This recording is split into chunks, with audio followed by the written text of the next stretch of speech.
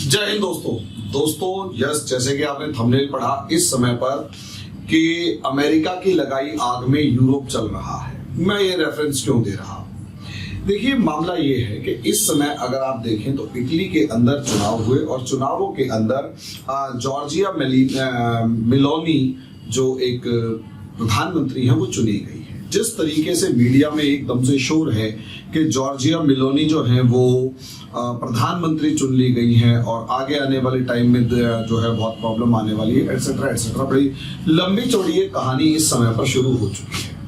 अब जितना भी ये कलेश है, डिबेट है और लिबरल जितने भी लोग हैं इस समय पर, या जो मॉडर्न आइडियाज को सपोर्ट करने वाले लोग हैं, वो इस समय पर चिंता में है। यहां तक कि यूरोपियन यूनियन की प्रेसिडेंट जो है उन्होंने भी साफ कह दिया है कि हमारे पास ऐसी राइट विंग आइडियोलॉजी वाली जो महिला है, मतलब सरकार है, उससे निपटने के काफी ज्यादा तौर तरीके हैं, हथियार हैं, या यूं कहें टूल्स हैं, औजार हैं।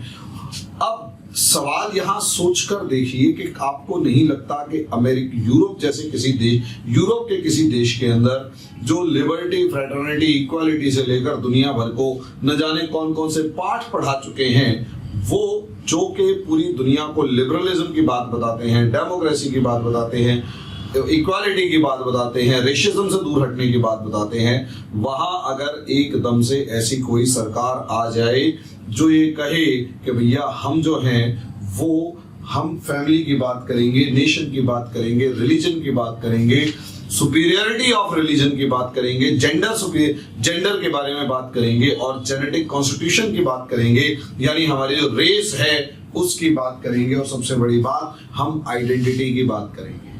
इस तरीके की बात करने वाली कोई, वरना सोचकर देखिए, कोई महिला अगर इस तरीके से पहली बार देश के अंदर सेकेंड वर्ल्ड वॉर के बाद प्रधानमंत्री बने, तो वहां पर पहली बार किसी महिला के प्रधानमंत्री के बनने के ऊपर चर्चा नहीं, बल्कि चर्चा इस चीज के ऊपर है कि असलियत में ये जो महिला बनी है ये डिजास्ट्रस माइंडसेट की है और राइट विंग पॉलिटिक्स को सपोर्ट करने वाली है। ऐसे में सिर्फ अगर इटली होता तो शायद बात भी थी। अगर आप देखें तो पोलैंड और हंगरी भी इसी लाइन में पहले ही शामिल हो चुके हैं, और पोलैंड और हंगरी इस तरीके से शामिल हो चुके हैं कि उनके देशों के अंदर भी राइट विंग गवर्नमेंट आ चुकी है। स्वीडन जैसे देश के अंदर अगर आप देखें तो वहां पर भी प्रॉब्लम्स हैं, और स्वीडन, नॉर्वे, डेनमार्क और जो फिनलैंड वगैरह जितने भी ये देश हैं जिसे नॉर्डिक कंट्रीज कहा जाता है, ये सारे के सारे नॉर्डिक कंट्रीज के अंदर एकदम से धीरे धीरे, या यूं कहें बहुत तेजी के साथ, जो है राइट विंग का पॉलिटिक्स का डोमिनेंस लगातार बढ़ता जा रहा है। और कभी वहां से कुरान जलाने की खबरें आती हैं, कभी किसी को मारकाट मचाने की खबरें आती हैं, कभी मुस्लिम्स के प्रोटेस्ट की खबरें आती हैं, कभी उनके मारकाट मचाने की खबरें आती हैं, और यहां तक कि हर दूसरे दिन किसी ना किसी छोटे बड़े ब्लास्ट की खबर अगर इन देशों से आ रही हो, छोटे बड़े ब्लास्ट अगर होने शुरू हो चुके हो, तो सिचुएशन कहीं ना कहीं बहुत बहुत बहुत ज्यादा बुरी है। तो सवाल ये है, यूरोप आज के दिन इस सिचुएशन में कैसे पहुंचा कि जिसके अंदर अगर आप देखें तो वहां पर राइट विंग पॉलिटिक्स, भाई हिंदुस्तान में अगर आप देखें, पाकिस्तान में देखें, बांग्लादेश में देखें, जहां पर कुछ हद तक मॉडर्न डेमोक्रेसी स्टैब्लिश हो गई, लेकिन जनता अभी भी कहीं ना कहीं पुराने वाली विचारधाराओं में ही या मिडीवियल एज में ही रह रही है, और यहाँ पर जाति, धर्म, क्षेत्र, भाषा वगैरह के नाम पर आइडेंटिटी पॉलिटिक्स बहुत ज्यादा डोमिनेट करती है। इसमें कोई दो राय नहीं है। लेकिन अगर आप देखें कि हमें हिंदुस्तान के मामले में यूरोपियन कंट्रीज जिस तरीके से आईना दिखा रही होती थी, आज वहां जिस तरीके से राइट विंग पॉलिटिक्स खड़ी हुई है, ये कैसे डेवलप हुई, क्या रीजन था? इंडिया जिसे स्टैंडर्ड मानकर, या इंडिया के लिबरल्स जिन्हें स्टैंडर्ड मानकर आगे बढ़ने की तैयारी कर रहे थे, अब वहीं पर जिस तरीके से यू टर्न हुआ है, सिचुएशंस पलटी हैं, उनके ऊपर डिस्कशन करना जरूरी है। तो असलियत में मामला हुआ क्या है ये समझिए दोस्तों। असलियत में ये मामला है सारा एक वर्ड जिसे हम कहते हैं आइडिया यानी विचार का।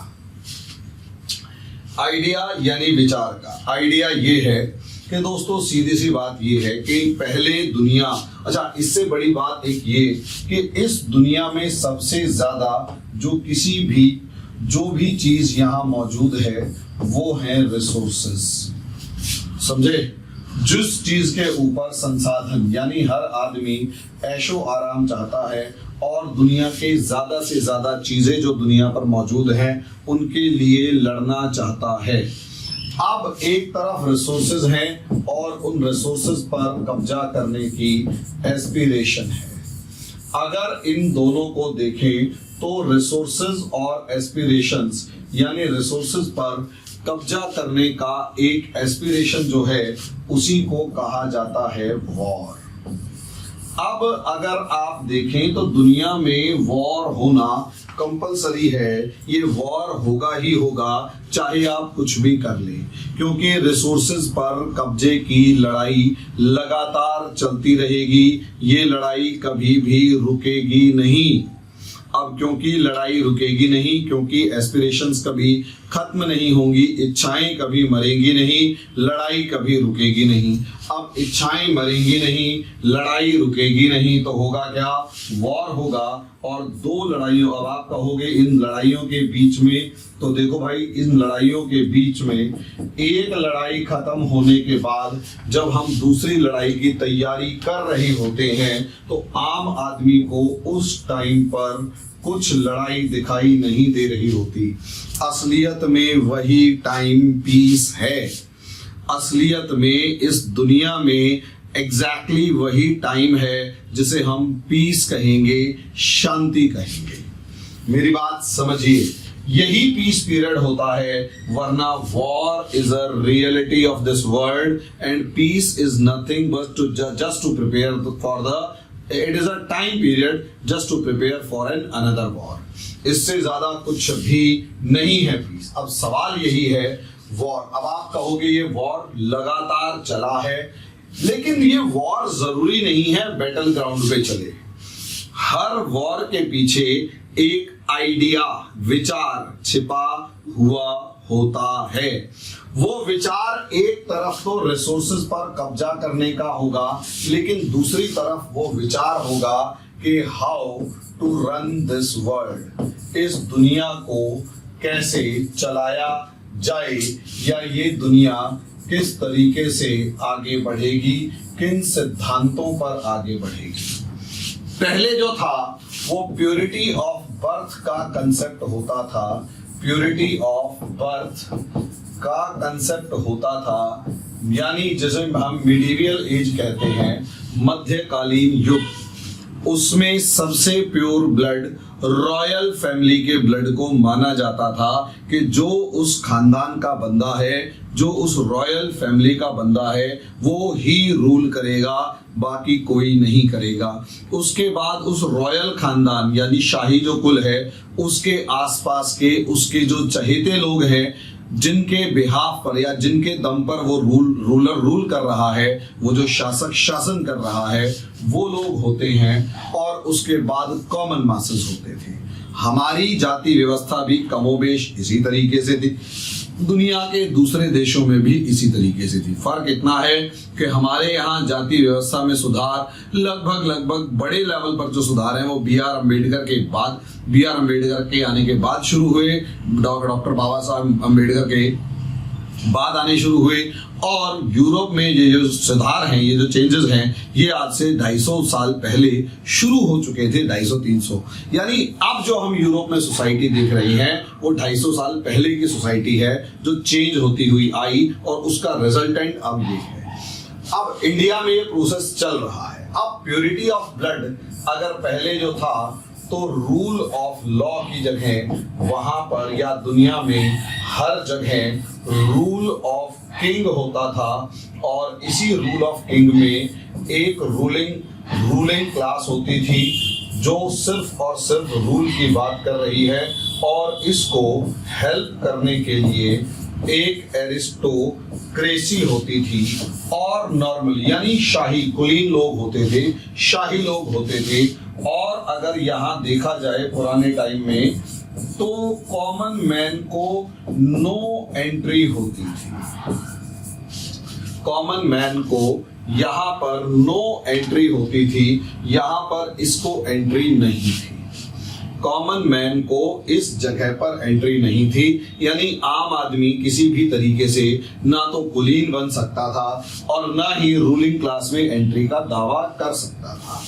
यहीं से वॉर ऑफ आइडियाज शुरू हुआ और यही आइडिया आगे चलकर, एक तरफ तो आइडिया है कैप्चर मैक्सिमम रिसोर्सेस, ये तो रूलिंग क्लास कह रहा है कि कैप्चर मिनिमम मैक्सिमम रिसोर्सेस, ज्यादा से ज्यादा संसाधनों पर कब्जा करो, और दूसरी तरफ आइडियाज हैं वो मॉडर्न आइडियाज की बात कर रहे हैं, और वो मॉडर्न आइडियाज हैं लिबर्टी, फ्रेटर्निटी और इक्वालिटी। लिबर्टी, फ्रेटर्निटी और इक्वालिटी। अब यहीं से पूरा कंसेप्ट निकल कर आता है। ये जो है ये कॉमन मासेस के राइट्स हैं, कॉमन मासेस को दिए जाने वाले राइट्स हैं, और इसी की शुरुआत 1789 में फ्रेंच रेवोल्यूशन से हुई थी। देखो यार थोड़ा सा कॉम्प्लेक्स है, लेकिन अभी रहा हूं कि असलियत में जो अभी हो रहा है उसकी जड़ें इतिहास में आपको मिलेंगी, और किस तरीके से एक सिस्टम बना, उस सिस्टम को अमेरिका ने जलाया, और उस जलाने में अमेरिका तो फायदा कमा रहा है लेकिन यूरोप जल रहा है।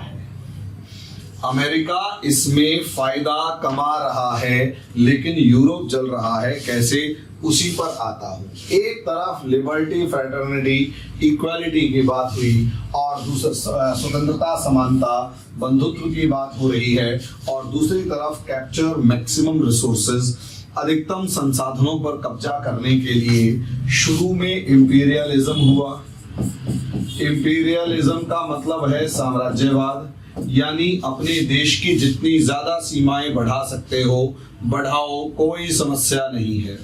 लेकिन इंपीरियलिज्म से आगे बढ़कर आ जाता है कॉलोनियलिज्म।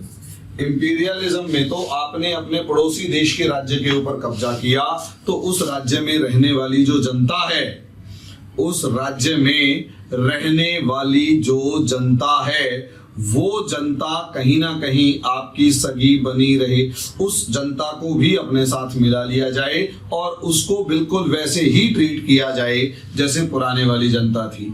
वो है साम्राज्यवाद, अपने साम्राज्य का विस्तार। यानी कल को मोदी जी और अमित शाह जी जो हैं वो पाकिस्तान के देश को अपने देश में मिला लेते हैं, तो पाकिस्तान में रहने वाले लोगों को भी वो अपना नागरिक मानेंगे। ये बात है कि पाकिस्तान में रहने वाले लोगों को भी वो भारत का ही नागरिक मानेंगे या भारत का ही नागरिक माना जाएगा। लेकिन कॉलोनियलिज्म में ऐसा नहीं होगा। कॉलोनियलिज्म में क्या होगा, जैसे ब्रिटेन ने भारत को अपना उपनिवेश बनाया, कॉलोनी बनाया। उपनिवेश यानी कॉलोनी के अंदर क्या होता है कि असलियत में भारत के अंदर मुट्ठी भर अंग्रेज रहेंगे, मुट्ठी भर की जगह चुटकी भर अंग्रेज रहेंगे, क्योंकि 35 करोड़ की जनता में केवल 10, 15, 20 हजार, चलो 1 लाख से ज्यादा अंग्रेज नहीं होंगे, मैक्सिमम 1 लाख अंग्रेज होंगे। 35 करोड़ की जनता में आप 0.0 काउंट कर लेना कि कितना परसेंट बनेगा, वो आप लोग खुद बता दोगे, मेरा मैथ थोड़ा सा कमजोर है। जो भी होगा पॉइंट में, फ्रैक्शंस में आएगा। यानी थोड़े से लोग एक ऐसा सिस्टम डेवलप करेंगे जिससे भारत का 45 trillion dollar, 45 trillion pounds Europe चला जाए, ब्रिटेन चला जाए, और उसके बदले में भारत को कुछ भी ना मिले, ठेंगा भी ना मिले।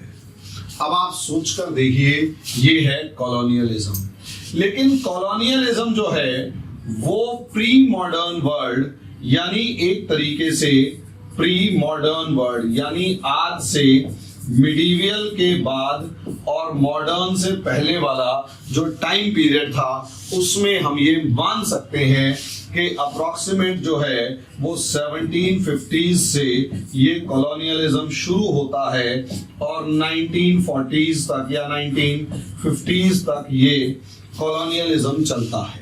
यानी लगभग मोटा मोटा देखा जाए तो 200 साल तक दुनिया के अलग अलग देशों को अपना गुलाम बनाया गया। भाई मैं अमेरिका, कनाडा, ऑस्ट्रेलिया, न्यूजीलैंड की बात नहीं करता, जहां इन गोरे लोगों ने वहां के नेटिव्स को जड़ समेत खत्म कर दिया। आज के दिन वहां पर मैक्सिमम देशों में एक भी वहां का ओरिजिनल नेटिव नहीं है। इन यूरोपियंस ने, इन ब्रिटिशर्स ने जाकर वहां पर बिल्कुल सूपड़ा साफ कर दिया। प्री मॉडर्न वर्ल्ड हम उसे कॉलोनियलिज्म कह रहे हैं। लेकिन नॉर्मली सेकेंड वर्ल्ड वॉर में ये कॉलोनियलिज्म जो है ये खत्म हो चुका था।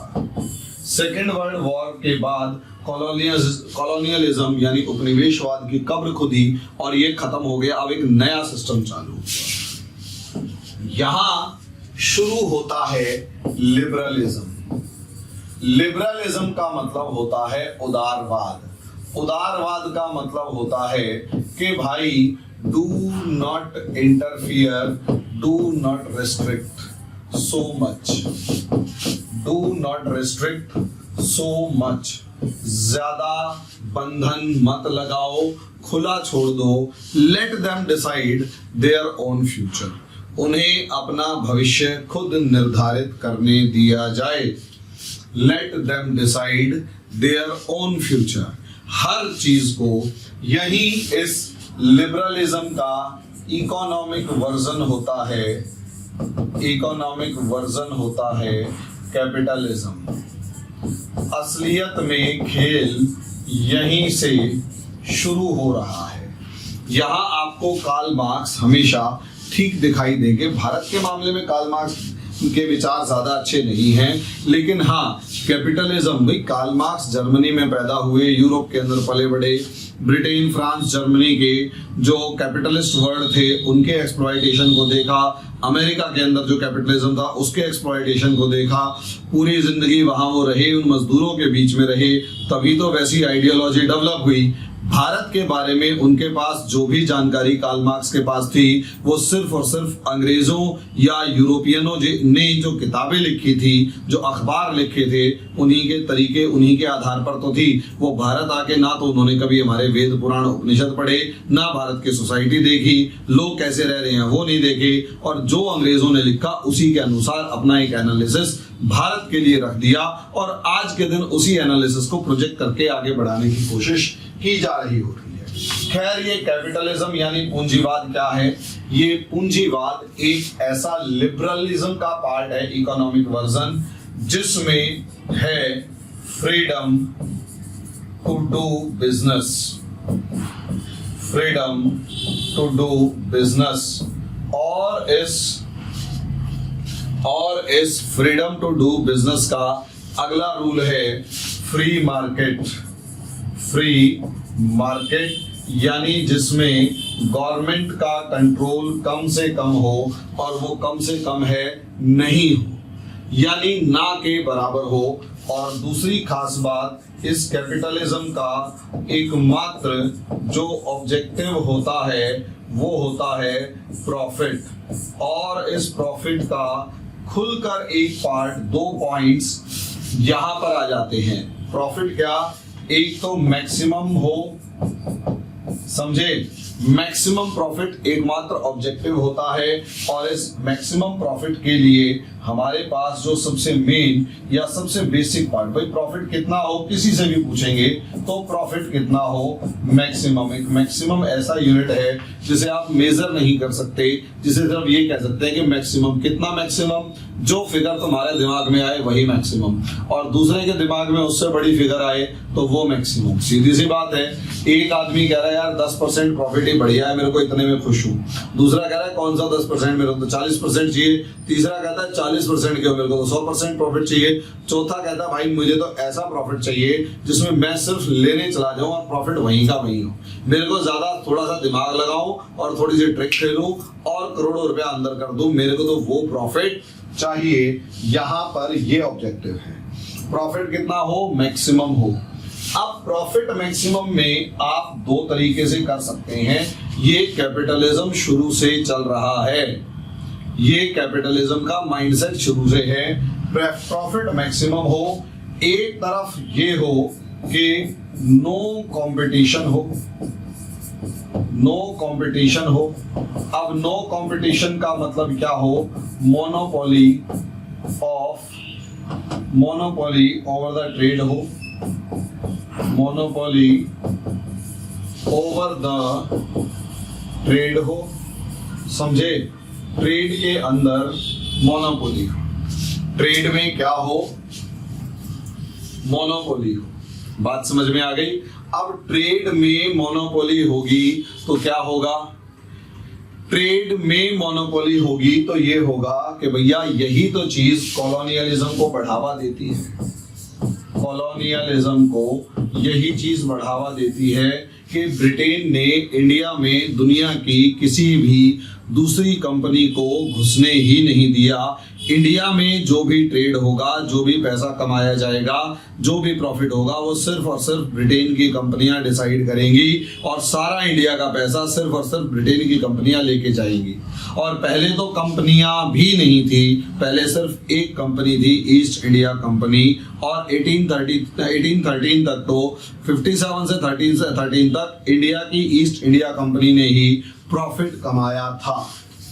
हालांकि ये कॉलोनियलिज्म जो है, ये सेकेंड वर्ल्ड वॉर के अंदर जो है वो पूरे तरीके से खत्म हो गया और उसके बाद मामला सारा खत्म।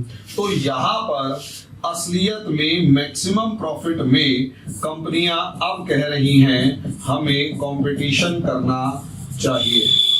असलियत में ये फिलॉसफी है अमेरिका की कि हमें कंपटीशन करना चाहिए। अब अमेरिका क्या कह रहा है कि अमेरिका ये कह रहा है कि भैया फ्री मार्केट कर दो, फ्री मार्केट कर दो। फ्री मार्केट में क्या करो, कंपटीशन करो, और कंपटीशन के अंदर आप क्या करोगे, ये अभी उसी चीज पे आ रहा हूं जो आना चाहिए। फ्री मार्केट में कंपटीशन होना चाहिए और कंपटीशन में क्या होगा, सर्वाइवल ऑफ द फिटेस्ट होगा, समझे। लेकिन इस सर्वाइवल ऑफ द फिटेस्ट में चीप सर्विसेज मिलेंगी, यानी सस्ती सर्विसेज यहां पर आपको मिलती हुई नजर आती है। चीप सर्विसेज, सस्ती सर्विसेज यहां पर मिलती हुई नजर आती हैं और उसके साथ साथ बेस्ट चीजें भी आई। देखने में बड़ा अच्छा लग रहा है, बहुत बहुत बहुत ज्यादा अच्छा लग रहा है। लेकिन भैया यहाँ पर ऑब्जेक्टिव क्या है, कंपटीशन है, तो कंपटीशन में भी आपको मैक्सिमम प्रॉफिट निकालना है। यहाँ पर दो चीजें आपको देखनी पड़ेंगी। एक तरफ तो होगा supply of resources, uninterrupted supply of resources, uninterrupted supply of resources, बिना किसी बाधा के रिसोर्सेज मिलते रहने चाहिए, आगे बढ़ते रहने चाहिए मैक्सिमम प्रॉफिट में। और दूसरी तरफ क्या होगा, मिनिमम वेजेस देंगे कहीं पर भी। अब ये मिनिमम वेजेस के नाम पर जो है वो एक्सप्लॉयटेशन हुआ भाई। किसी को भी आप सबसे कम पैसे दोगे, आप अपनी लेबर को देखो। मैं नॉर्मली दुकानों पे जाकर देखता हूँ या जो लेबर काम कर रही है उनसे बात करता हूँ तो पता लगता है 7 से 8 हजार रुपए से ज्यादा किसी भी दुकान पर काम करने वाले लड़के को नहीं मिलता। 7 से 8 हजार से ज्यादा। अब 7-8 हजार रुपए अगर मिल रहे हैं तो उस दुकानदार से पूछकर देखा जाए कि भाई साहब यहाँ पर 8 हजार रुपए आपको, आप इस लेबर को दे रहे हैं, क्या इस 8 हजार रुपए में आप अपना काम चला सकते हैं। हालांकि दुकानदार के पास भी बहुत 100 तरीके के जवाब होते हैं। वो सबसे पहले तो एक जवाब देता है कि भाई साहब मेरी इस पूरी इनकम जो दुकान में हो रही है उसका एक बड़ा हिस्सा जिसकी ये दुकान है वो किराए के रूप में ले जाता है और मैं कुछ नहीं कर सकता, उसके अपने एक्सक्यूजेस हैं। हालांकि फिर भी इतना समझ लीजिए, यानी आपने अपनी लेबर को जो पैसे दिए वो हैं एक्सप्लॉयटेशन। लेबर को जो पैसे कम दिए वो है एक्सप्लॉयटेशन, और इसी एक्सप्लॉयटेशन के विरोध में निकल कर आता है सोशलिज्म। और ये सोशलिज्म कहता है equal distribution of resources, equal distribution of resources, यानी कि दुनिया में जहां पर भी हैं, जहां पर भी संसाधन हैं, रिसोर्सेज हैं, उन्हें इक्वली डिस्ट्रीब्यूट कर दो, सबके अंदर बराबर लेवल पर बांट दो। ऐसा ना हो कि अमीर के पास सारा पैसा चला जाए और गरीब के पास पैसा ना बचे। अब ऐसे में सप्लाई ऑफ रिसोर्सेज, मैं इस पे अभी नहीं जा रहा, लेकिन सप्लाई ऑफ रिसोर्सेज यहां पर सारा खेल यही था। पूरे का पूरा खेल सप्लाई ऑफ रिसोर्सेज था और उस सप्लाई ऑफ रिसोर्सेज में दो चीजें हैं, एक है मिनरल्स और दूसरी तरफ ये है जिसे हम कहते हैं एनर्जी। भाई हमारी फैक्ट्रियां जिससे चलेंगी उसके लिए चाहिए हमें एनर्जी, और उन फैक्ट्रियों में जो सामान बनेगा उसके लिए चाहिए मिनरल। रशिया के पास शुरू से दोनों भर भर के हैं, ऐसा नहीं है अमेरिका के पास नहीं है, लेकिन अमेरिका रशिया से एक कदम आगे है। वो ये कहता है कि मैं अपने इन रिसोर्सेज को अभी क्यों खत्म करूं, मैं अपने इन रिसोर्सेज को तब खत्म करूंगा जब मेरे पास, जब दुनिया में सारे रिसोर्सेज होंगे, तब मैं अपने भंडार खोलूंगा और ये देखूंगा कि क्या मुझे यहाँ काम करना, मतलब अब मैं अपने मैक्सिमम प्रॉफिट पर बेचूंगा। अब यहीं से अमेरिका का खेल शुरू होता है और यहीं से यूरोप जो है वो अमेरिका की लगाई आग में जलता हुआ नजर आता है। कैसे, समझिए। असलियत में हम इस मामले में डिस्कस कर चुके हैं कि अगर हम दुनिया के इस इलाके को देखते हैं तो यहाँ पर हमें बहुत सारे एनर्जी रिसोर्सेज मिलेंगे। अब हमें अगर यहाँ बहुत सारे एनर्जी रिसोर्सेज मिलेंगे, ये सारे के सारे जो हैं ये वो कंट्रीज हैं जहाँ पर इस्लामिक पॉपुलेशन सबसे ज्यादा है, और भाई इस्लामिक कंट्रीज हैं ये, और सबसे बड़ी बात उससे बड़ी कि ये लोग रिसोर्स रिच हैं। अब प्रॉब्लम यहीं से शुरू होती है कि असलियत में अमेरिका जैसे कैपिटलिस्ट कंट्री में यहाँ पर एक डेमोक्रेसी की बात जो आती है, इस डेमोक्रेसी के ऊपर सबसे ज्यादा आरोप यही लगते हैं। डेमोक्रेसी में सबसे ज्यादा आरोप यही लगते हैं कि भाई असलियत में जो कैपिटलिस्ट लोग हैं वो पैसा देके वोट और मंत्री दोनों को खरीद लेते हैं, सरकारों को खरीद लेते हैं। लेकिन इसमें एक चीज समझ लीजिए, जो पैसे वाले पूंजीवादी हैं असलियत में किसी भी कंट्री का ग्रोथ इंजन जो है इन्हीं गिने चुने लोगों के इर्द गिर्द घूम रहा होता है, क्योंकि इन लोगों के पास वो टैलेंट है जो कि हजारों लाखों की तादाद में रोजगार उत्पन्न करते हैं। कम प्रोडक्शन, मतलब कम से कम जगह में ज्यादा से ज्यादा लोगों को ज्यादा प्रॉफिट देने का कैलिबर रखते हैं। भाई सीधी सी बात ये है, हम सुबह उठकर पूंजीवाद के नाम पर अंबानी को लाखों गालियां सुबह सुबह बक दें, हमें कोई समस्या नहीं है, लेकिन वो गालियां बकने के लिए जिस फोन की सर्विस का हम इस्तेमाल करेंगे वो जियो की है। आप जिस कैमरे पर सुन रहे हैं, पॉसिबिलिटी पूरी है इसका एक बड़ा हिस्सा किसी ना किसी जो मतलब जो कैपिटलिस्ट बंदा है उसी ने बनाया हो। ये स्क्रीन से लेकर जो शर्ट मैं पहन रहा हूं उससे लेकर हर चीज, ये एक ऐसा टैलेंटेड ग्रुप किसी भी सोसाइटी में होता है जिसके पास रिसोर्सेज को मैनेज करने की पूरी कैपेसिटी होती है। अब असलियत में ग्रोथ इंजन यहीं से शुरू होता है, ग्रोथ इंजन यहीं से शुरू होता है। असलियत में ग्रोथ इंजन इनके ऊपर ही डिपेंडेंट होता है, और क्योंकि ग्रोथ इंजन इनके ऊपर किसी भी देश का है और ये ही एम्प्लॉयमेंट जनरेट कर रहे होते हैं, तो यही एक कारण है कि डेमोक्रेटिक कंट्रीज के अंदर इन कैपिटलिस्टों का डेमोक्रेसी के ऊपर एक तरीके का, हम ये तो कह नहीं सकते कि कंट्रोल है, लेकिन हमेशा से इन्फ्लुएंस होता ही होता है।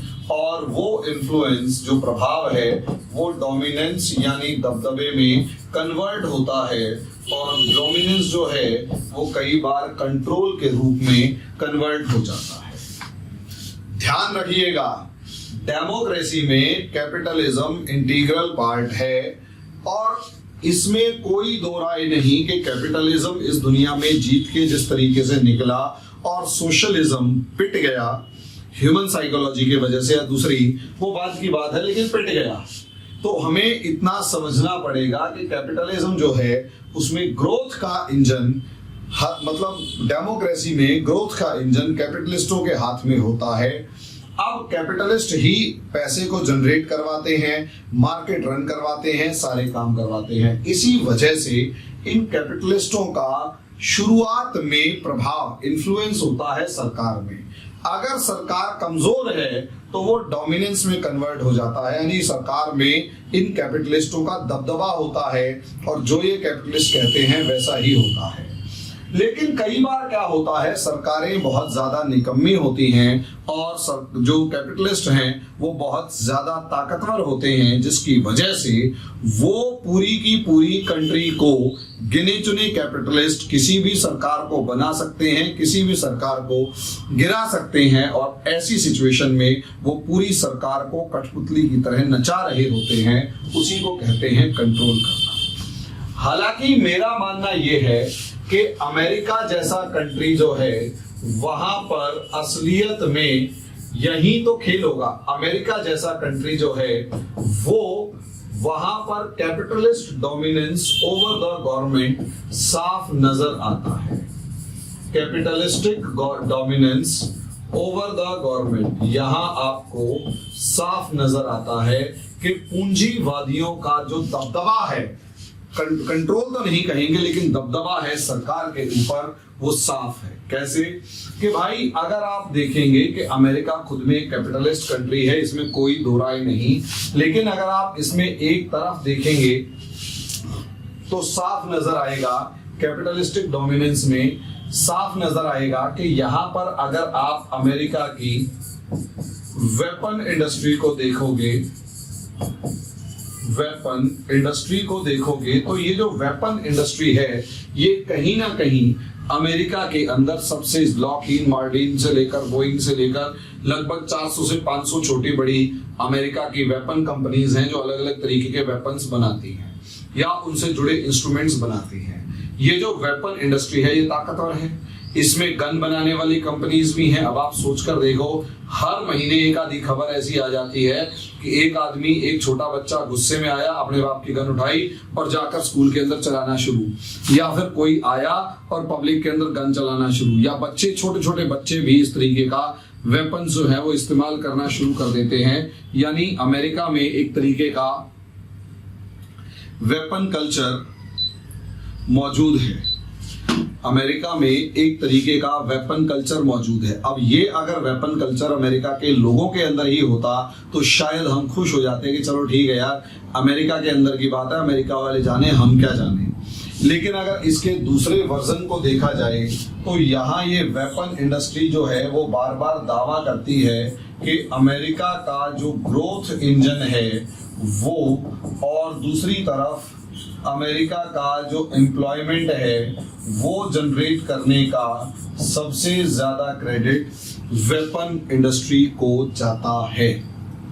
अब ऐसे में ये वेपन इंडस्ट्री लगातार अमेरिका के ऊपर दबाव बनाए रखती है कि आपको किसी भी तरीके से कोई ना कोई लड़ाई में लगे रहना है, ताकि बम, गोला बारूद, मिसाइलें, बड़े बड़े जहाज, टेक्नोलॉजीज सारी की सारी कंज्यूम करते रहो, टेस्ट करते रहो और उसके बाद हमें बताते रहो। अब यहाँ हमारी वो जो फ्रीडम टू डू बिजनेस है उसने कैपिटलिज्म को जन्म दिया।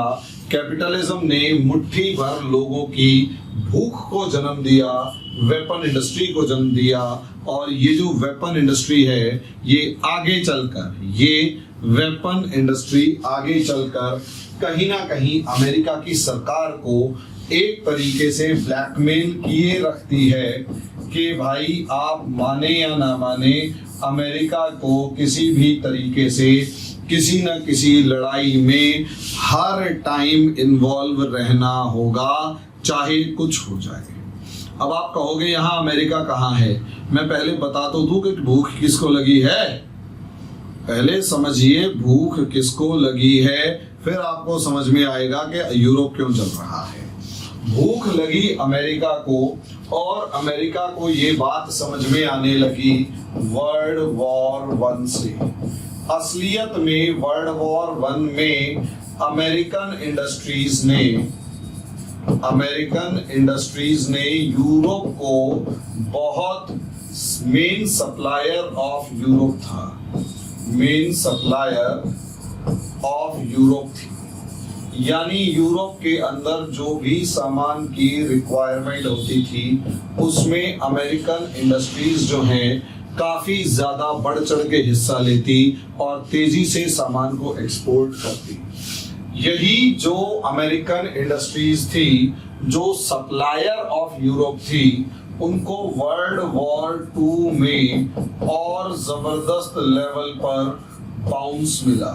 और आप इस तरीके से देख सकते हैं कि 1940 से लेकर 1945 के बीच तक अगर आप अमेरिकन इंडस्ट्रीज की ग्रोथ को देखते हैं तो वो इस तरीके की शार्प ग्रोथ नजर आती है 45 तक, और उसके बाद वो ग्रोथ जो है वो कंसिस्टेंट हो जाती है या नीचे आनी शुरू हो जाती है।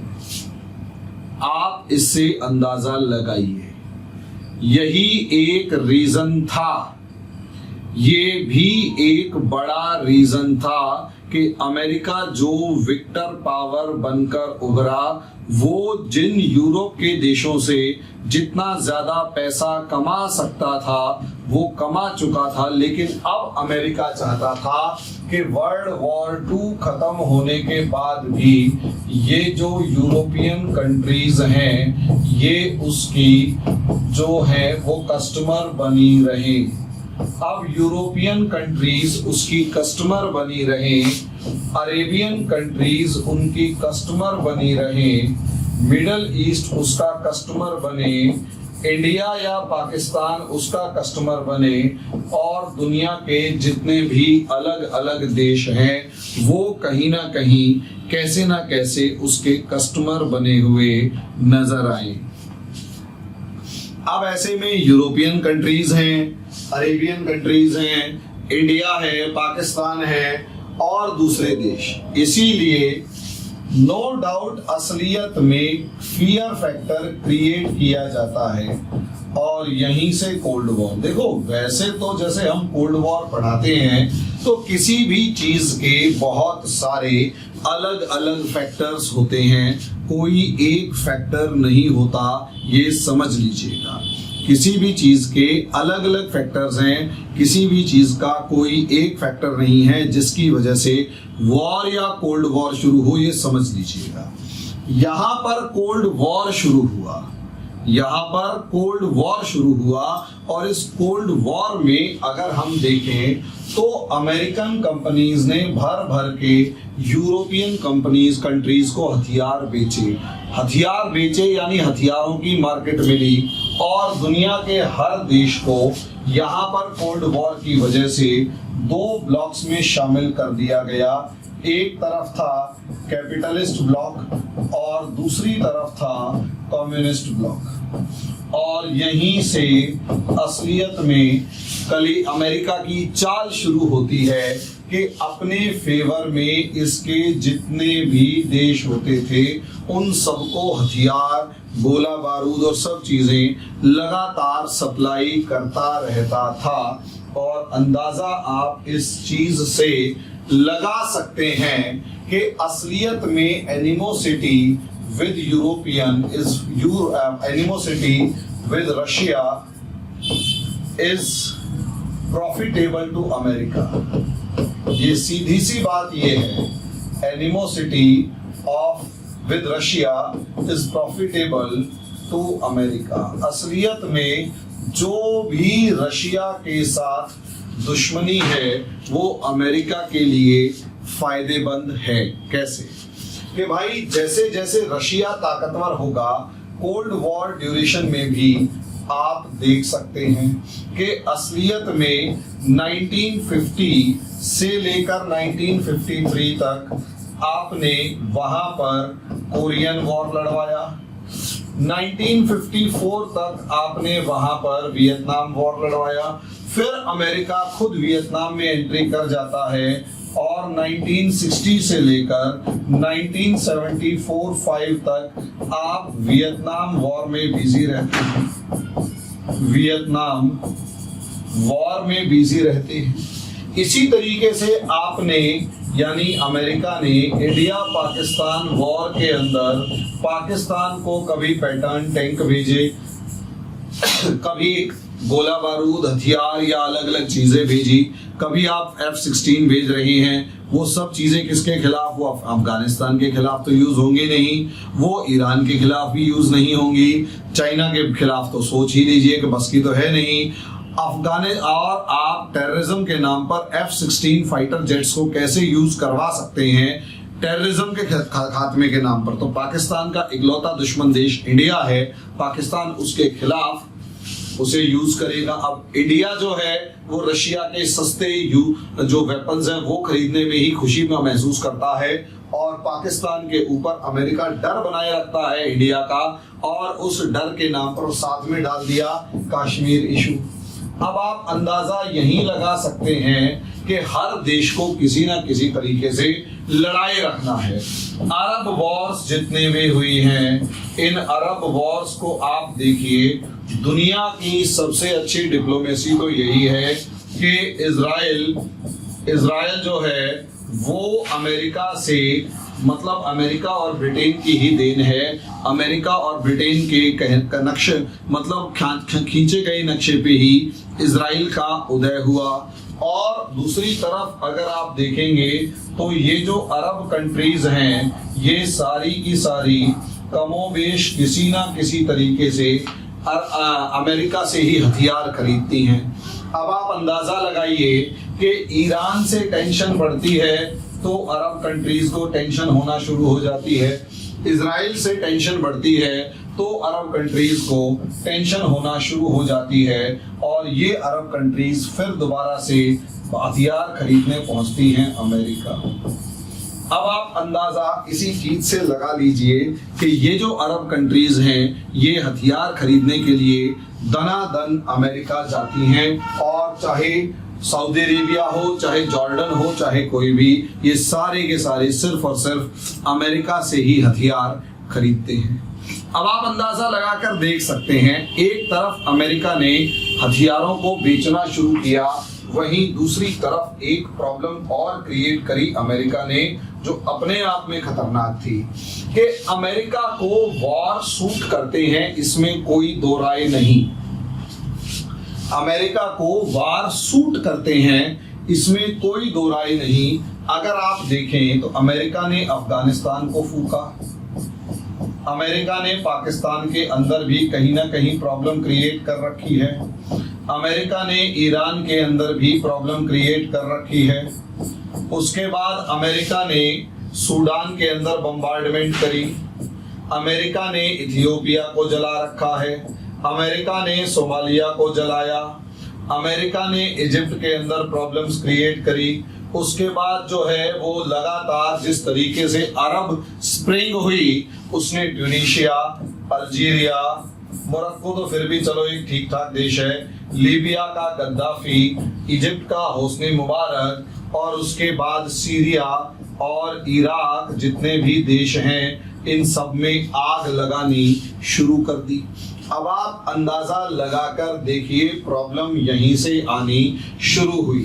यहाँ अमेरिका ने कैपिटलिस्ट कंट्रीज यानी उस कैपिटलिज्म के नाम पर, उन हथियारों की फैक्ट्रियों के नाम पर, हथियारों की कंपनियों के नाम पर अमेरिका ने लगातार इन देशों के अंदर किसी न किसी तरीके का प्रॉब्लम क्रिएट किए रखा।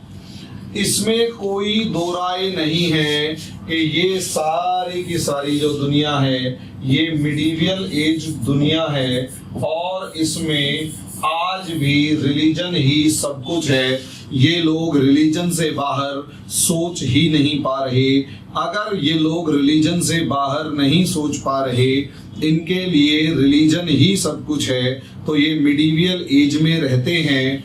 इनके लिए स्टेट नाम की कोई चीज नहीं है। इनके लिए जो है लॉ कुछ भी नहीं। उनका जो शरिया लॉ बना हुआ है, जो कबीले के लॉ हैं वो बने हुए हैं, सब कुछ वही है। इसके अलावा इनके पास कुछ भी नहीं।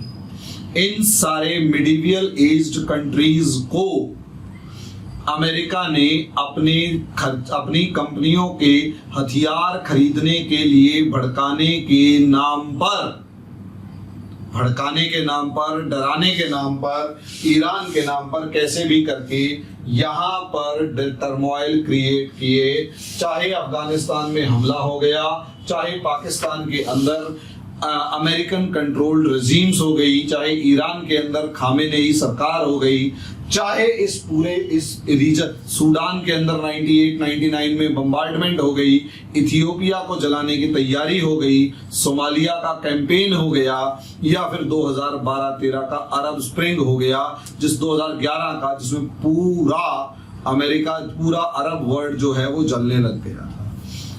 डोनाल्ड ट्रंप को छोड़कर अमेरिका का कोई भी राष्ट्रपति ऐसा नहीं है जिसने कोई ना कोई बड़ी नया वॉर फ्रंट ना खोला हो। उनके लिए फायदा है वॉर फ्रंट खोलने में। ठीक है, वार ऑन टेररिज्म के नाम पर अफगानिस्तान को फूकने चले थे, इराक, सीरिया वगैरह से लेकर सबको फूकना शुरू कर दिया था। शॉर्ट में कहने का मतलब ये है, हर राष्ट्रपति आता है इन हथियार कंपनियों को खुश करने के लिए, अपनी डेमोक्रेटिक पार्टी को, अपनी पार्टी को बचाए रखने के लिए कैसे भी करके वो सिर्फ और सिर्फ एक नया वॉर फ्रंट खोलकर जाता है। हथियारों की कंजम्पशन बढ़ती चली जाती है। अब इन हथियार फैक्ट्रियों ने देखा कि इस बेल्ट में अब इतना ज्यादा प्रॉफिट नहीं है। अब सऊदी अरेबिया, ओमान, यमन भी जला रखा है भाई, तो ये अरब कंट्रीज के पास अब इतना पैसा नहीं बचा, अब इतना ज्यादा पैसा नहीं बचा कि अब इस जगह से मनी एक्सटॉर्ट कर सके, डर दिखा के पैसा निकाल सके। तो इनके पास अब एक दूसरा ऑप्शन बचा कि भैया अगर देखा जाए तो इन देशों के पास अभी बहुत सारा पैसा मौजूद है और ये देश जो हैं कैसे भी करके ये अमेरिकन हथियार खरीदें। एक रीजन ये और दूसरा रीजन ये जहां पर अमेरिका के हथियारों का अभी कंजम्पशन नहीं है, ये बढ़ सकता है। और तीसरा यहाँ पर इन्हीं में एक लाइन में खड़ा हो सकता है भारत। अब अमेरिकन कंट्रीज की इन तीन जगहों पर नजर थी। अब आप सोचकर देखिए, मैं ये एक एस्पेक्ट बता रहा हूं, 100% यही है ऐसा नहीं है। There are thousands of factor, छोटे बड़े बहुत सारे फैक्टर होते हैं। उनमें से एक बड़ा और मेन फैक्टर ये भी है कि अगर किसी भी तरीके से अमेरिका की कोई कंपनी या अमेरिका की कोई गवर्नमेंट चाइना से एक तरीके की शांति वार्ता कर भी ले, शांति बना भी ले, तो क्या यहाँ फायदा होगा? अब आप इस एरिया में सोचकर देखो, यहाँ पर अमेरिका ने बहुत तरीके से कैसे इस वार को सुलझाया। सबसे पहले 2014 में रशिया यूक्रेन 2012-13 में यूक्रेनियंस को बेवकूफ बनाकर दुनिया की आज के दिन सबसे बड़ी गधों की कौम अगर कोई लगती है मुझे तो वो यूक्रेनियंस की है। बेवकूफों का रैला जो अपने देश को दो पार्ट्स में इसलिए डिवाइड कर देते हैं कि यहाँ पर रशियन जो है वो गवर्नमेंट ऑफिशियल लैंग्वेज नहीं होगी, केवल यूक्रेनियन ऑफिशियल लैंग्वेज होगी। इन जैसे मूर्खों को एक बात बताइए, क्या आप सोच सकते हैं कि इससे बड़ी मूर्खता क्या होगी कि एक भाषा जो आपकी सिस्टर लैंग्वेज है, यहां तक कि ये सिस्टर की जगह ये कहेंगे कि Russian is the mother language of Ukrainian language, Russian is the mother language of Ukrainian language. भाई भाई की तरह आप रह रहे थे, हजार सैकड़ों सालों का आपका इतिहास एक जैसा है। सिर्फ भाषा के नाम पर, नाटो में शामिल होने के नाम पर आप अपनी पोजीशन को समझ नहीं पाए और आपने अपने आप को दो पार्ट्स में डिवाइड करवा दिया। रशिया को कहीं भड़का दिया, मौका मिला या कुछ भी। यूक्रेन के अंदर पहले 2014 में क्रीमियन क्राइसिस, रशिया को एक तरीके से ड्रैकुला की फॉर्म में दिखाया गया कि भाई रशिया जो है, it was shown by Americans कि पुतिन एक ड्रैकुला है, वो तुम्हारे को खा जाएगा। यूरोपियन कंट्रीज कहते हैं नहीं, हमें क्यों खाएगा, तो पुतिन क्यों खाएगा, पुतिन से तो हम तेल खरीद रहे हैं। ब्रिटेन का, अमेरिका कहता है रुको जरा अभी बताता हूं। यूक्रेन के अंदर एक क्राइसिस जानबूझकर क्रिएट करवाया गया। दुनिया के किसी एक देश से पूछकर देखिए, इंडिया जैसे देश से तो पूछेंगे तो हमारे यहाँ तो 22 भाषाएं जो हैं वो उस लैंग्वेज की लिस्ट, और मतलब एक कॉन्स्टिट्यूशनल लैंग्वेज की लिस्ट में है 8th शेड्यूल के अंदर कि भैया जो तुम्हारा मन करे वो भाषा बोलो, बस तुम हिंदुस्तानी हो। वहां दो में इन लोगों ने कॉन्फ्लिक्ट क्रिएट कर दिया। रशिया मजबूरी के अंदर बोले तो मरा, ना बोले तो मरा। पुतिन ने यहाँ हमला किया और जैसे जैसे हमला किया नाटो का एक्सपेंशन करता गया। यहाँ नाटो एक्सपेंड करता गया, रशिया को टेंशन हो रही है। रशिया अपने आप में बहुत बड़ा एम्पायर है और रशिया कभी नहीं चाहेगा कि अमेरिका का नंबर 2 बन के घूमे। यही एक बड़ा रीजन था कि रशिया को भड़काया गया। रशिया मजबूरी में सही कैसे भी यूक्रेन में कॉन्फ्लिक्ट क्रिएट करता है और जैसे ही कॉन्फ्लिक्ट क्रिएट करता है Estonia, Latvia, Lithuania, Poland, Austria तो खैर नहीं है, लेकिन जितने भी हैं, ग्रीस, इवन टर्की तक के जितने भी देश हैं वो सारे के सारे अमेरिकन वेपन्स खरीदने की लाइन में लग जाते हैं। अभी सिपरी की अगर रिपोर्ट आएगी तब पता लगेंगे, पुराने वाले रिपोर्ट से इतना कुछ खास पता लग नहीं रहा। सुनने में आता है कि यूक्रेन को हथियार दिए जा रहे हैं। भैया वो दिए नहीं जा रहे, वो बेचे जा रहे हैं। 100 रुपए दे के लाख रुपए के हथियार खरीदवा रहे हो तुम। 100 रुपए दे के लाख रुपए के हथियार खरीदवा रहे हो और जिस वेपन की कॉस्ट 20, मतलब जो वेपन 100 रुपए का बेचा जा रहा है, असलियत में उसकी नेट प्रोडक्शन कॉस्ट 20-25 रुपए भी नहीं होती। ये रियलिटी है। अब ऐसी सिचुएशन में आप सोचकर देखिए, ये पूरा एरिया जो है ये जलने लग गया। अब यहां से एक तरफ एरिया जल रहा है, दूसरी तरफ जैसे ही ये एरियाज जो है डिस्टर्ब हुए, यहां से रिफ्यूजीज जो हैं अलग अलग रास्तों से भाग भाग कर यूरोप पहुंचने लगे। लोग रिफ्यूजीज के फॉर्म में यूरोप पहुंचने लगे। अब रिफ्यूजी कौन है? मिडिवियल एज्ड रिफ्यूजी कौन है? जो अल्लाह को मानने वाले। क्रिश्चियन कौन है? जीसस को मानने वाले। शुरू से दोनों की खटपट रही है। दूसरा, क्रिश्चियंस जो हैं वो ज्यादातर लोग वो हैं जो कि लिबरल माइंडसेट के हैं, वो आजादी पसंद हैं, आजादी से रहना चाहते हैं। उनके लिए स्टेट यानी राज्य सब कुछ है, उनके लिए लॉ यानी कानून सब कुछ है। यानी अगर कोई प्रॉब्लम हुई भी है, let's go to the court. ये आधे हाफ सिविलाइज्ड लोग जो हैं, जिनके लिए कानून नाम की कोई चीज नहीं है, स्टेट नाम की कोई चीज नहीं है, इनके लिए रिलीजन और लॉ ऑफ रिलीजन जो शरिया है वही सब कुछ है। और वो शरिया है क्या, इन्हें खुद नहीं पता।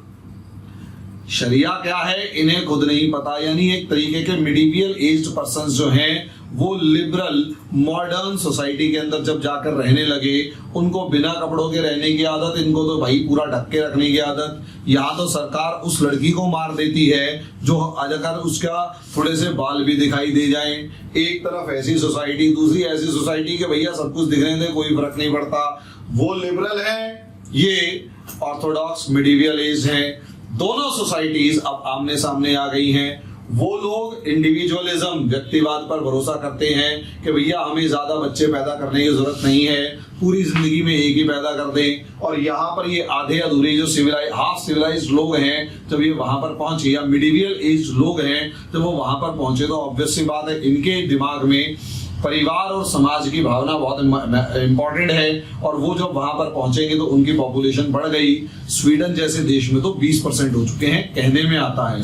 और ओस्लो जैसी शहर के अंदर तो अब ये कहा जा रहा है कि शरिया लॉ लागू करो, क्योंकि हमारी पॉपुलेशन ज्यादा हो गई है। कैन यू इमेजिन कि ओस्लो शहर के अंदर शरिया लॉ लागू करो, क्योंकि हमारी पॉपुलेशन जो है वो ज्यादा हो चुकी है 70% से। अब इस तरीके से यहां पर पहली बार अमेरिका ने जो रायता फैलाया, उसमें एक तरफ तो डर लगा किस चीज का, कि जो रिफ्यूजीज आ रहे हैं, मुस्लिम्स आ रहे हैं। अच्छा, यहां पर लिबरल्स क्या कह रहे हैं, अरे ये भाई हैं एंड ऑल। अब ये लिबरल्स जो हैं, इन्होंने यूरोप में ये आइडिया फैला ही रखा, लेकिन असलियत में जो भुगतता है आम आदमी, वो जानता है कि दो अलग माइंडसेट के लोग, दो अलग विचारधाराओं के लोग जब आपस में रह रहे होते हैं और उनके बेसिक कॉन्फ्लिक्ट से ही बहुत ज्यादा अल्टीमेट लेवल के होते हैं, तो एक साथ रहना कितना ज्यादा खतरनाक होता है वो एक आम आदमी से पूछकर देखो। भैया मैं हिंदू हूं, मैं मूर्ति पूजा करता हूं, मेरे साथ एक मुस्लिम रह रहा है जिसके लिए वो मूर्ति जो है वो हराम है या वो मूर्ति एग्जिस्ट ही नहीं करती, तो मैं ना चाहते हुए भी उससे एक डिफरेंस मेरे को हमेशा महसूस होगा कि वो जिस मूर्ति पर मेरा भरोसा है, हो सकता है आज नहीं तो कल वो उसका अपमान कर दे या मेरे पीछे से मेरी उस मूर्ति का अपमान करे। भाई विश्वास की बात है, मेरे विश्वास को वो मानता ही नहीं तो मैं क्या करूं। भाई क्रिश्चियन है, वो कम से कम मेरे विश्वास को मानता तो है कि मूर्ति होती है। एक जो मुस्लिम है वो तो ये कह रहा मूर्ति होती ही नहीं है और तुम सारे पागल हो।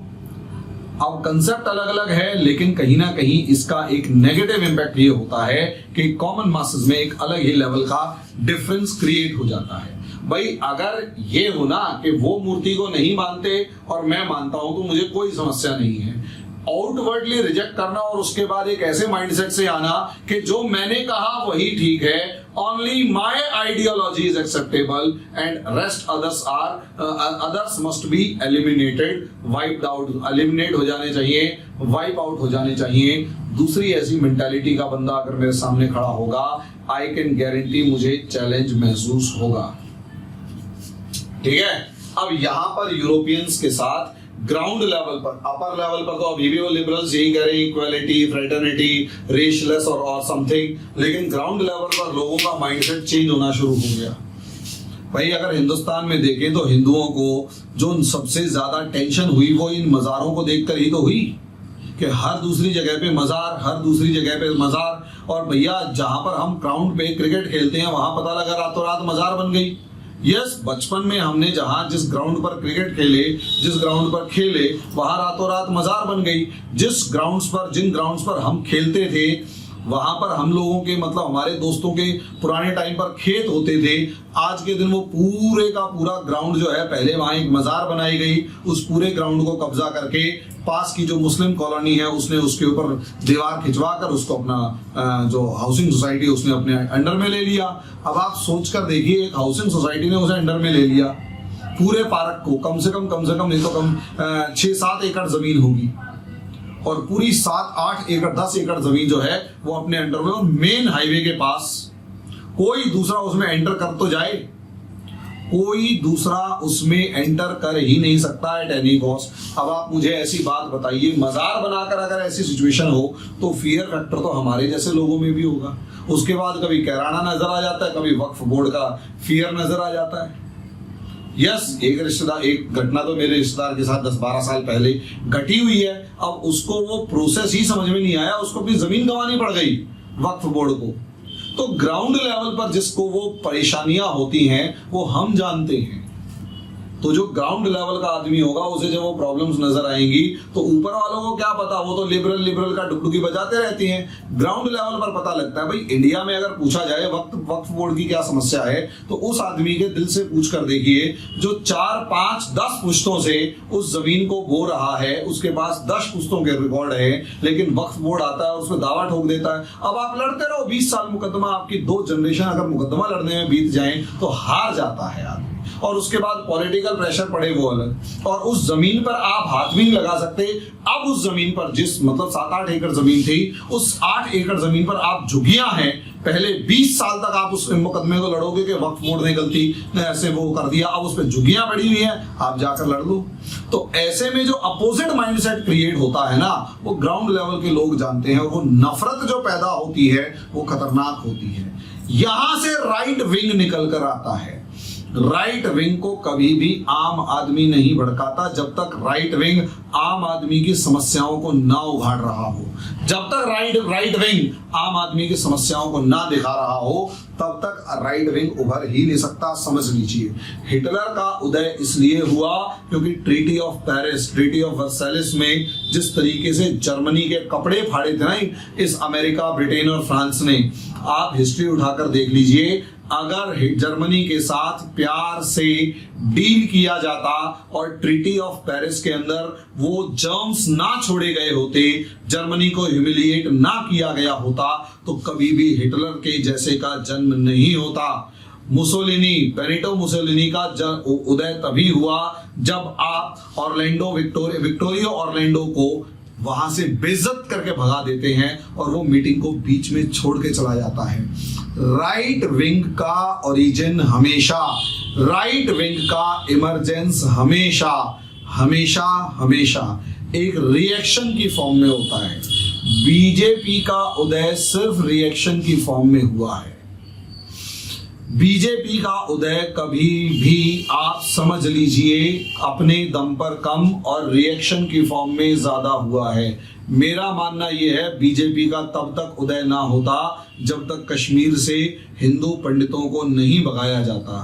बीजेपी के उदय के अंदर दूसरा सबसे इंपॉर्टेंट कांड जो था वो अजमेर शरीफ के वो जो है ना चिश्ती, उन जैसों का कांड था। उन दोनों की वजह से हिंदू रेडिकलाइज होता हुआ नजर आया और उसके बाद जाकर इस बीजेपी का राइज हुआ है। वरना कौन पूछता था बीजेपी को 1985 में 2 सीटें आई थी।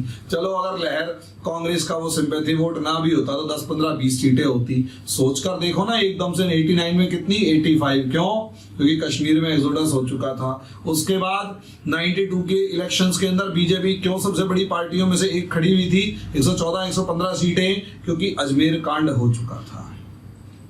आप सोचिए, और कोई भी हिंदू इस राम मंदिर के मामले में एसोसिएट नहीं होता अगर उस अजमेर कांड के अंदर 1000 से ज्यादा हिंदू लड़कियों की वो फोटोएं ना बिक रही होती।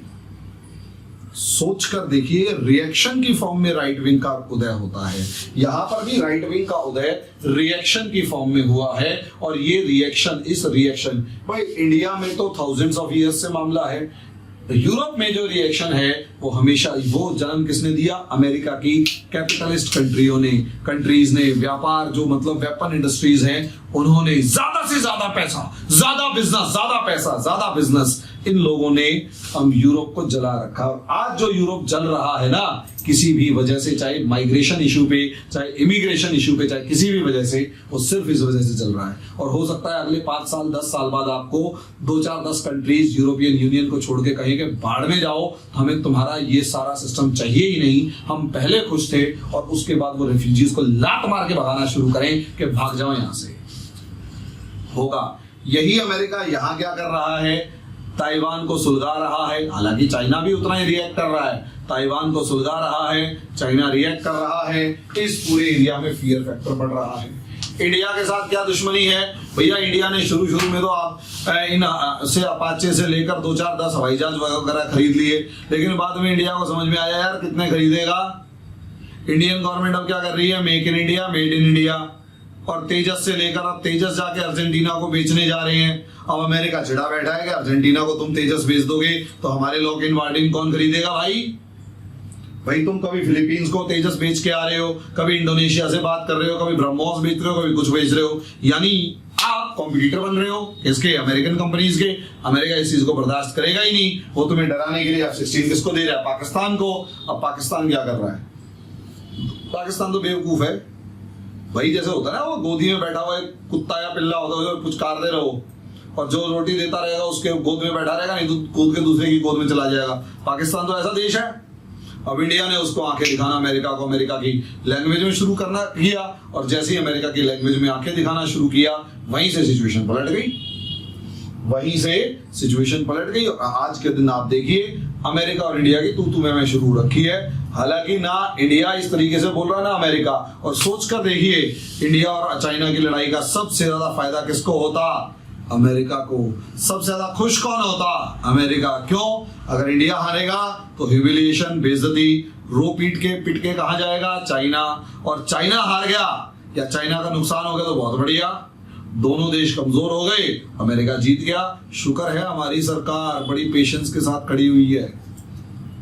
अगर इंडिया और चाइना की लड़ाई होती है तो सबसे ज्यादा फायदा अमेरिका को होगा, वो तो डांस कर रहा होगा। और हिंदुस्तान में हर वो आदमी बेवकूफ है जो ये सोच रहा है कि हिंदुस्तान और चाइना हमारा, वो अमेरिका हमारा दोस्त है या रशिया हमारा दोस्त है। भाई जब लड़ाई होती है ना, कोई ना आता, कोई नहीं आता।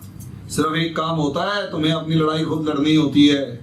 और वही चीज यहां पर है, तुम्हें अपनी लड़ाई खुद लड़नी होती है। तुम्हें अपनी लड़ाई खुद लड़नी होती है, और यही चीज आपको समझनी है।